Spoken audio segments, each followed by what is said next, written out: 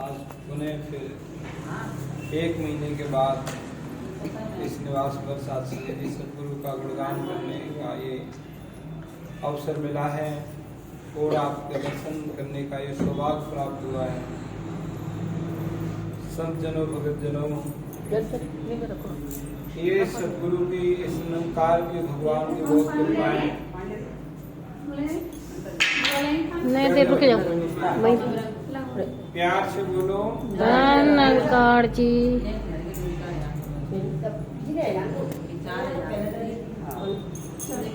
अभी रख दो।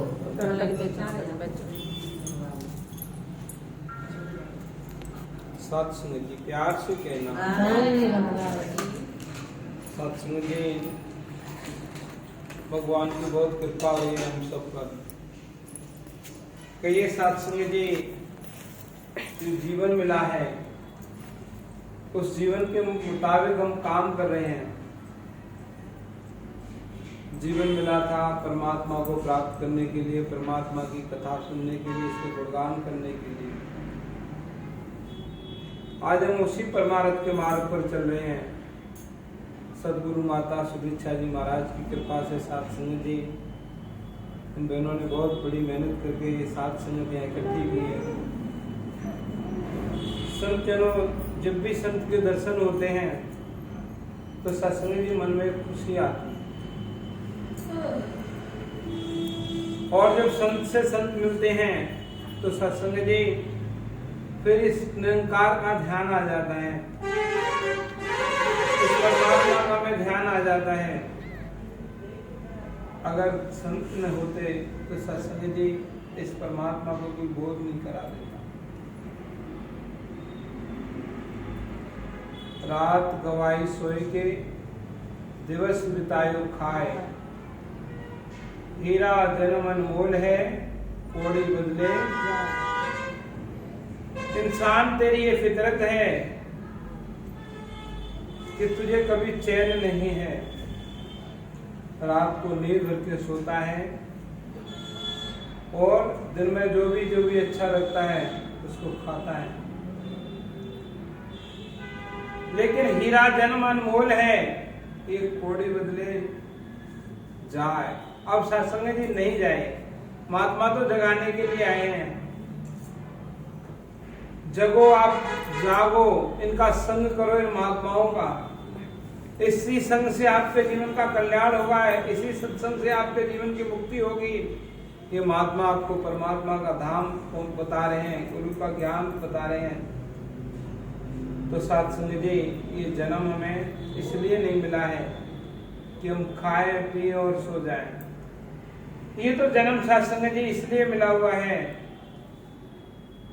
रे नर, तुझे ये 84 लाख योनियां काटने के बाद अंतिम जो सीढ़ी है वो तुझे मिली हुई है परमात्मा की कृपा से। अगर इसमें भी अगर तू भूल गया इसको तो सत्संग जी फिर हमें इसे ही धक्के खाने पड़ेंगे। जैसे अवतारवाणी में पहली लाइन में लिखा हुआ है जी,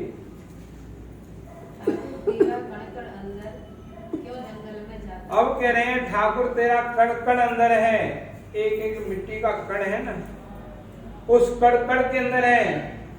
फिर सत्संग जी जंगल क्यों जा रहा है आदमी, क्यों भटक रहा है, क्यों भटकन नहीं बंद हो रही है।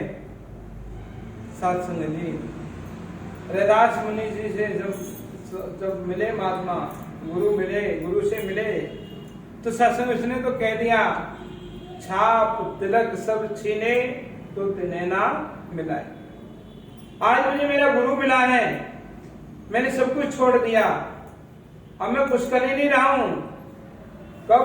जब सत्संग परमात्मा मिला, गुरु का ज्ञान मिला, तब सत्संग उसने कहा अब तो सब बेकार है, अब कुछ अच्छा ही नहीं लगा है।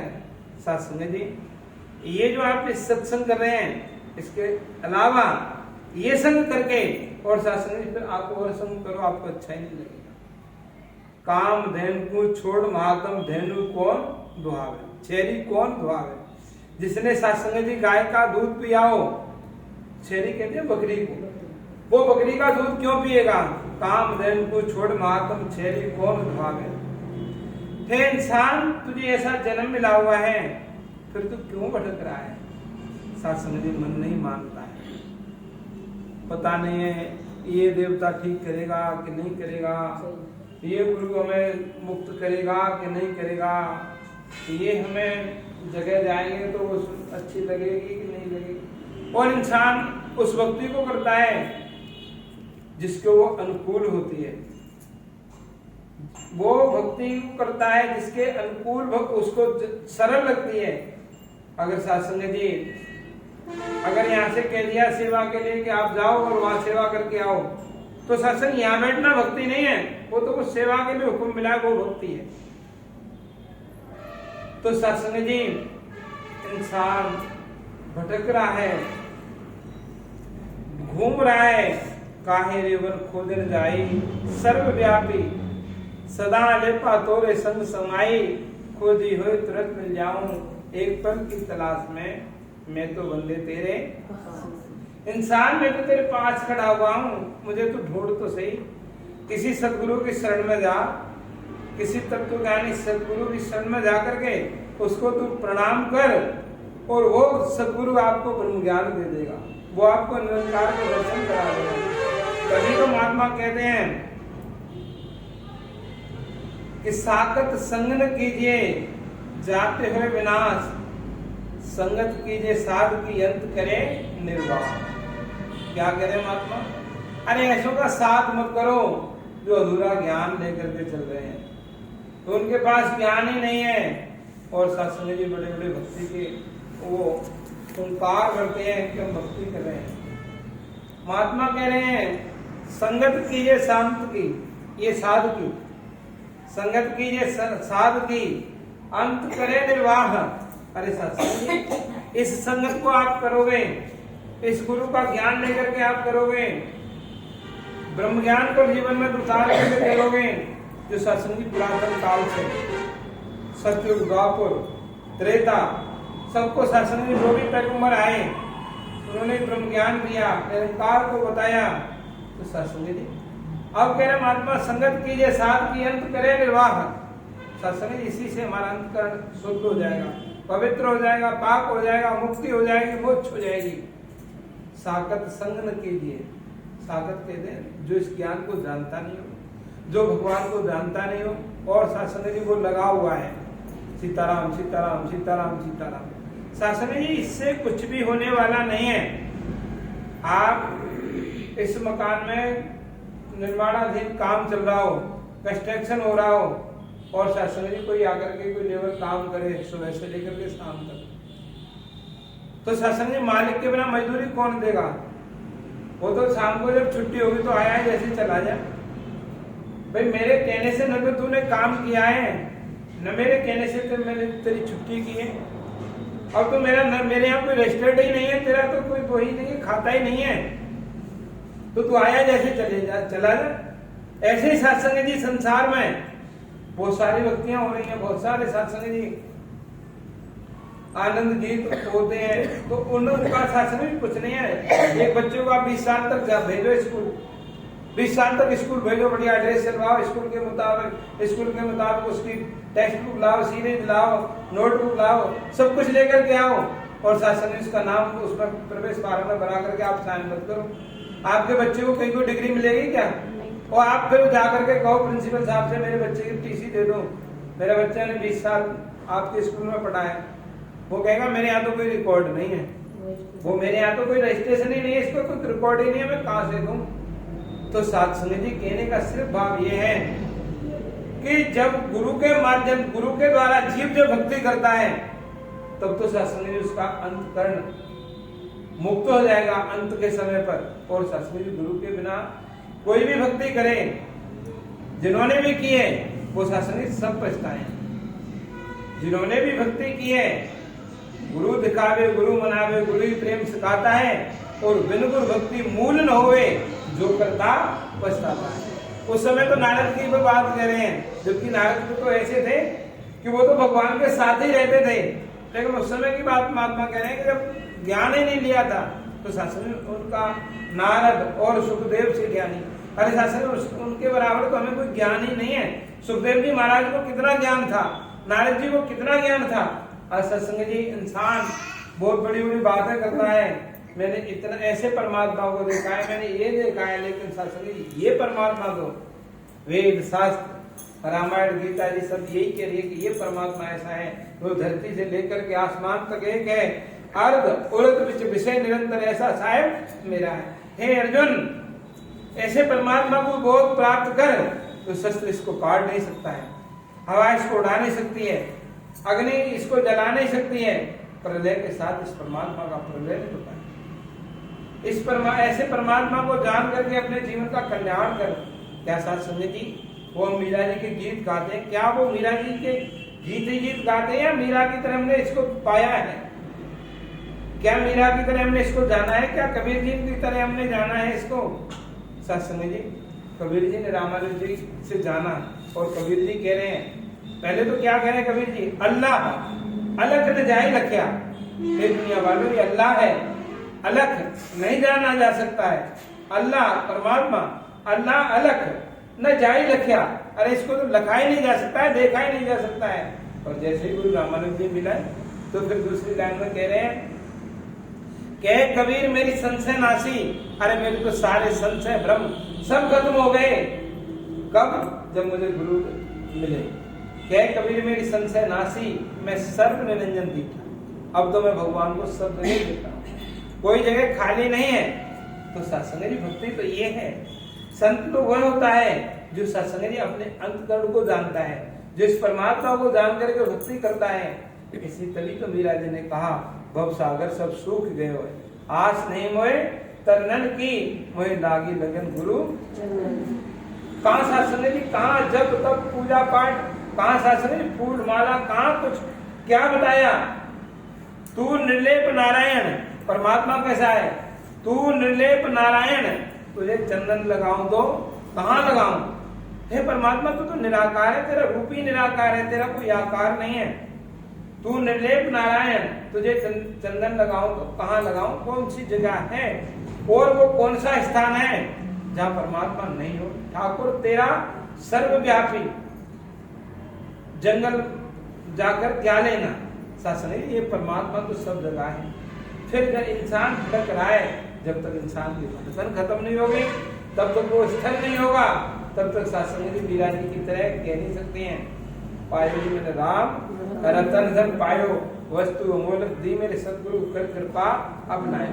साथ संगत जी, मीरा जी तो कह रहे हैं, दुनिया वालों मैंने तो अपने गुरु रैदास से पाया, परमात्मा को जान लिया, लेकिन शासन संसार की फितरत क्या है? ये फितरत है संसार की। भगवान राम ने 4 तरह के भगत बताए। राम भगत जग 4 प्रकारा, संशय सुन सत्य सकल उदारा। कि उन्होंने बताया कि 4 प्रकार के भक्त हैं, और चारों प्रकार के भक्तों में शासन जो ज्ञानी भक्त है उसकी भगवान राम खुद वंदना कर रहे हैं कि ये सबसे मुझे प्रिय है, ये सबसे प्रिय है, आरती, अर्थार्थी, जिज्ञासु और ज्ञानी। यानी आर्थिक भगत तो ये होता है जो सत्संग जी समाज के दबाव से और आर्थिक दृष्टि से वो सत्संग जी कहीं जाना नहीं चाहते हैं। अब सत्संग जी बहन जुड़ी हुई है जब से ज्ञान से, क्या समाज ने इनको सिखाया? क्या समाज में से इनकी शादी ब्याह नहीं हो रहे हैं? क्या ये अलग समाज से हो गए हैं? नहीं सत्संग जी, कभी भी सदगुरु, कभी भी कोई धर्म, सत्संग जी कोई गुरु पैगंबर धर्म नहीं बदलता है, केवल बदलता है तो ज्ञान बदलता है, वो ज्ञान देता है। तो सत्संग आरती कुछ तो इस वजह से सत्संग नहीं जाते हैं, तो पता नहीं है हमारा समाज है, हम किस जाति से हैं, ये किस कौन है, ये क्या है, सत्संग इस वजह से वो छोड़ देते बीच में। लेकिन मीरा भी तो चित्राणी थी, उसका भी गुरु तो रैदास था, मोची का काम करता था, लेकिन सत्संग जी भक्ति में और सत्संग में कहीं कोई जाति का और उसका तो कोई उल्लेख आया ही नहीं है। भगवान राम खुद ढूंढते ढूंढते वो सबरी के पास पहुंचे थे, पंपासुर सरोवर के नाम में था, तो उसने कह दिया था कि सबरी, उसके गुरु ने कहा कि सबरी एक दिन भगवान राम तेरे पास आएंगे। उसको विश्वास हो गया और सत्संग जी जब भगवान राम खुद ढूंढ करके भगत के पास जा रहे हैं तो सत्संग जी भक्ति आर्थी अर्थार्थी, कुछ सत्संग जी धन की लालच के भक्ति करते हैं, परमात्मा में कुछ नहीं चाहिए, हमें केवल भक्ति और धन चाहिए और कुछ भी नहीं चाहिए। तो सत्संग जी वो भी अभी आप कह रहे थे कि ये धन, बंजी ने कितना सुंदर भजन गाया, आप सबने सुना, ये सब यहाँ की यही रह जाना है। आरती अर्थार्थी जिज्ञासु, अब परमात्मा को जानना तो चाहते हैं, पर सत्संग जी वो ताकत नहीं है, वो हिम्मत नहीं है, वो मीरा जी की तरह कि हम सत्संग में जा रहे हैं, कोई पूछता है तो क्या कहते हैं, यही नहीं। सत्संग जी अब वो हिम्मत क्यों नहीं आ रही है, क्योंकि वो परिपक्व नहीं अंदर से। हमें इतना सत्संग जी मजबूत नहीं हुए अंदर से। गंगा जी गए तो गंगाराम हो गए, जमुना जी गए तो जमुनाराम हो गए। सत्संग जी उससे क्या फायदा मिलेगा? अरे एक परमात्मा का पल्ला पकड़ो ना, जैसे सत्संग जी जब एक को जान लेते हैं तो सत्संग फिर और दूसरे का आसरा कोई लेता नहीं है। तो सत्संग जी अब महात्मा कह रहे हैं एक भरोसा, एक बल, एक आस विश्वास, एक दास घनश्याम, एक चातक तुलसी दास। अरे इसके चातक बन जाओ, इसके नौकर बन जाओ, इसे एक परमात्मा के, तब सत्संग जी हमारी भक्ति मिलेगी। जिज्ञासु, वो जानना चाहते हैं, लेकिन सत्संग जी अब वो भय कर रहे हैं, डर रहे हैं, पता नहीं कौन क्या कहेगा। सत्संग जी कौन क्या कहेगा इसकी हम परवाह नहीं करें। जब भी भगत निकलता है घर से, जब तक हंसी नहीं होती है, तब तक उसकी भक्ति मजबूत नहीं। अब सत्संग जी चौथा होता है ज्ञान। अब ज्ञानी, आपने जैसे ज्ञान लिया है, आप इस निरंकार को जानते हैं, तो भगवान राम कह रहे हैं ज्ञानी सबसे मुझे प्रिय है। और सत्संग जी वो ज्ञानी जब ज्ञान के साथ अपना जीवन जीता है, तो सत्संग उसके मन में खुशी रहती है कि आज मैं सत्संग जा रहा हूँ, मुझे संत मिलेंगे और मुझे इस निरंकार का याद आएगी, दर्शन हुए साथ के, तो साहेब आवे याद, यही घड़ी देखी लगे, बाकी सब बर्बाद, सब बेकार है। क्या है? ये सत्संग जी आपके खाते में लिख गया, ये आपके खाते में धन लिख गया, होवे न खर्च चोर नहीं लूटे, दिन दिन बढ़त सवाल। सत्संग जी इसको कोई ले नहीं सकता है आपसे, चोर नहीं चुरा सकता, आपको धन तो आपके पास है, असली तो धन आप कमा रहे हो, अब बैठ करके कमा रहे हो। सत्संग जो भी हमने कमाया उसको हमसे बेटा बेटी पोते नाती सब ले लेंगे, और फिर भी वो क्या कहेंगे जब अंत में आपने क्या किया, अलग से काम थोड़े किया है, सारे माँ बाप करते हैं। और सत्संग एक इंसान को इतना ही होश नहीं है, इतना लगा हुआ है, सुबह 7 बजे से शाम को 7 बजे तक लगा हुआ है, लेकिन उसको पता ही नहीं है कि यही मेरे लिए सब कुछ है, कि इसके अलावा भी कुछ और है। सत्संग जी इसके अलावा भी और है। करोड़ मन तादन की तजवीज, किस दिन की? रे मन मुसाफिर निकलना पड़ेगा, और काया का घर खाली, हे प्रभु कृपा कर दो। दुखिया मन, निरोगी रोगी काया, कहाँ आराम मिलता है? यहाँ। अभी बेंजी का भजन सुन रहे थे, कुसुम बेंजी कहाँ गई? अभी आप सुन रहे थे, सारे तीर्थ धाम कहाँ? मथुरा में, वृंदावन में, काशी में, काला में, कहाँ लिखा विद्वानों ने? सारे तीर्थ धाम आपके चरणों में, हे गुरुदेव प्रणाम आपके। और फिर आगे वो कह रहे थे, बेंजी बता रही थी कि सब धरती कागज करूं, लेखनी सब बन रहा है, 7 समुद्र की मस्त करूं, गुरुकुल लिखा। सत्संग जी संसार के सारे जमीन की तो हम पट्टी बना दें, संसार के जितने भी जंगल हैं उसकी हम कलम बना दें, और सत्संगत और जितने भी समुद्र हैं उसकी हम स्याही बना लें, फिर भी क्या कहें? गुर गुड़ लिखा न जाए, फिर भी उसके गुड़ लिखे नहीं जा सकते हैं, क्योंकि गुरु अनंत। गुरु कैसा है? गुरु अनंत, अनंत दिखावन हार, लोचन अनंत उभारिया। सत्संग जी गुरु की कृपा से तो आज इस अनंत परमात्मा को हमने देखा। हम तो जानते नहीं थे भक्ति कैसी होती है, नमस्कार कैसे करते हैं। जब सत्संग जी 5 रुपए की नमस्कार करते थे ना, तो सत्संग बड़ा दुख होता था। 5 रुपए सत्संग जाएंगे, 5 रुपए नमस्कार में जाएंगे। आपको सच बता रहे हैं, सत्संग जी फिर धीरे धीरे थोड़ा समझ आए, तो सत्संग जी फिर बढ़ाए, क्योंकि महंगाई हुई, तो सत्संग जी माता जी का आदेश आया कि महंगाई हुई तो शासन हम तो पहले भी वही करते थे 10 की, फिर भी हम 10 की नमस्कार करने लगे। शासन उसके बाद और महंगाई हुई, माता जी ने कहा आपको भवन नहीं बनवाने है क्या, भवन फंड नहीं कटाना है क्या, शरीर सुखी नहीं रखना है क्या, निरोगी काया नहीं रखनी है क्या, सारे काम किया करो, भवन फंड कटाया करो, मेडिकल फंड कटाया करो, और गुरु के साथ संगत में शासन ने आपके पास जो भी बने उसको आप प्रसाद में लाया करो, तो शासन जी प्रसाद में दिया करो। तो ये शासन जी कहाँ से समझ आएगी? अब तक तो हम ऐसे थे भिखारी, अब तक तो हम भिखारी थे ना, अब आप सबने ऐसे करके दिया है, तो ऐसे जो देता है वो कौन होता है? दानी होता है, दानी। तुलसी कर पे कर करो, कर करतल न समान, तादन कर करतल करे, तादन मरण समान। तुलसी जी कह रहे हैं, हे इंसान ऐसे हाथ पे धर के हाथ मत मांगो। और फिर सत्संग जी तुलसी कर पे कर करो, ऐसे कर माने हाथ बात धर के थोड़ा ही करना है। तुलसी कर पे कर करो, कर करतल न समान, तादन कर करतल करो, तादन ऐसे हाथ हो जाएंगे ना, जिस दिन हमसे को लोग क्या कहेंगे? भिखारी तो कहेंगे, भिखारी कहेंगे नहीं कहेंगे? ऐसे मांगेंगे तो भिखारी कहेंगे। और तादन कर करतल करो, तादन मरण समान है। इंसान जिस दिन मांगना शुरू कर दिया उस दिन शासन जी मरने के समान। इसलिए सतगुरु ने क्या किया है, हमने ऐसे सिखा दिया ना, सतगुरु ने रखना सिखा दिया। हम शासन दानी दान भंडारा तू है, गरीब निवाज। शासनी दानी दान भंडारा कौन है? यही तो दे रहा है। जैसे दान देने से कभी धन घटता है क्या? एक बार को ये हो जाएगा कभी जेब से 500 रुपए 1000 रुपए चले गए, लेकिन दूसरी घड़ी आप भूल जाओगे, आपके दिमाग में ये बात आएगी कि पुण्य की जल तो अड़ी होती है, और दान देने से कोई कुछ घटता भी नहीं है।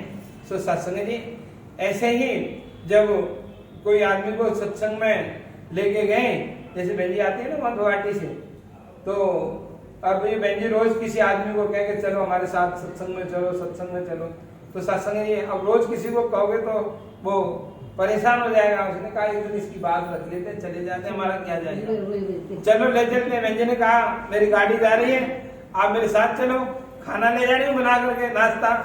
उन्होंने कहा बढ़िया है, आराम से नाश्ता करें, गाड़ी बैठ करके आ जाएंगे। तो सत्संग जी अब रास्ते में वो आदमी वहां से चला आया, अब वो आदमी आया तो सत्संग उसके मन में आया कि भाई सत्संग जा रहा हूँ पहली बार, नहीं हो तो सत्संग के लिए कुछ चढ़ाने के लिए ले चलो। तो सत्संग उसके मन में आया, मार्केट जैसे ही आया बाजार, अब बाजार में आया तो सत्संग जी उसने देखा दुकानदार से ले लो प्रसाद, सत्संग नारियल रखा था, उसने कहा कि चलो प्रसाद ले करके चलते हैं। तो सत्संग पहले दुकानदार से पूछा, उसने कहा इसकी क्या रेट है? उसने कहा 2 रुपए है, कि सही लगा लो। उसने कहा आप 1.5 रुपए दे दें। उसने कहा कुछ न कुछ तो पोल है। आगे दुकानदार के पास पहुंचा, उसने कहा भी कितना है, इसकी कितनी कीमत है? उसने कहा 1.5 रुपए का बेचते हैं, वैसे आप 1.25 रुपए दे देना। उसने कहा उसने 2 मांगे, इसने 1.25 मांगा, इसने इतने कम हो गया। उसने कहा कुछ और पोल होगी। आगे और दुकानदार के पास गया, उसने कहा मैं कि क्या रेट है इसकी नारियल की? उसने कहा 1 रुपया है, क्या सही लगा लो, कि 80 पैसे दे जाना भाई। उसने कहा और भी कहीं पोल हो सकती है, चलो चलते हैं। जैसे आगे और दुकानदार के पास पहुंचा तो शासन ने उसने कहा 80 पैसे कि मैं तो, तुम क्या दोगे? कि मैं 50 पैसे दूंगा। 50 पैसे तो रख। अब शासन सेठ लोग तो बहुत चालाक होते हैं, और उन्होंने कहा कि चलो आप 50 पैसे दे दो। उसने शासन ने अपने गले में 50 पैसे डाल दिए और उसको बता दिया देख वो नारियल का पेड़ खड़ा हुआ है, वहां से आप नारियल तोड़ दो। उसने कहा बढ़िया है, अच्छा चल।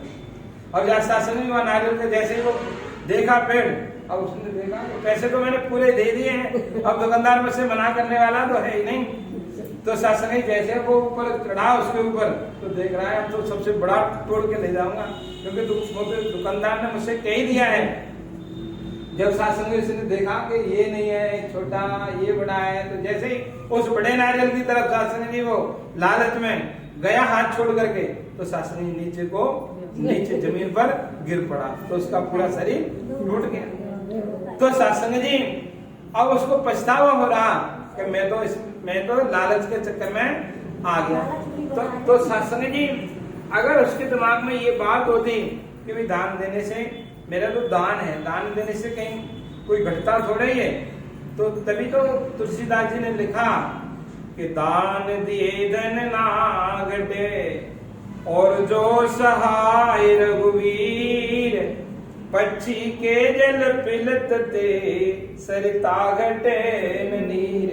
साथ संगत जी फिर क्या कहा, दान दिए धन नहीं घटे, और जो सहाय रघुवीर। साथ हम दान दे रहे हैं और भगवान की कृपा हो तो साथ वो बढ़ता जाएगा ना।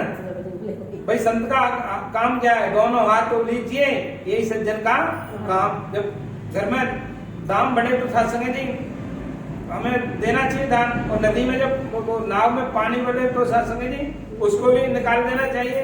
तो साथ संगत जी भगवान की कृपा हो, और पक्षी के जल पिलत में सरिता घटे न नीर। साथ संगत जी पक्षी जब पानी पीता है नदी में से तो क्या उस नदी का पानी कम थोड़ी होता है, नहीं होता है। तो सिर्फ जीव के मन की बात है। इसलिए साथ संगत जी गुरु के पास जब भी जाए कुछ मत मांगो, ये सब कुछ जानता है, ये सब कुछ जानता है।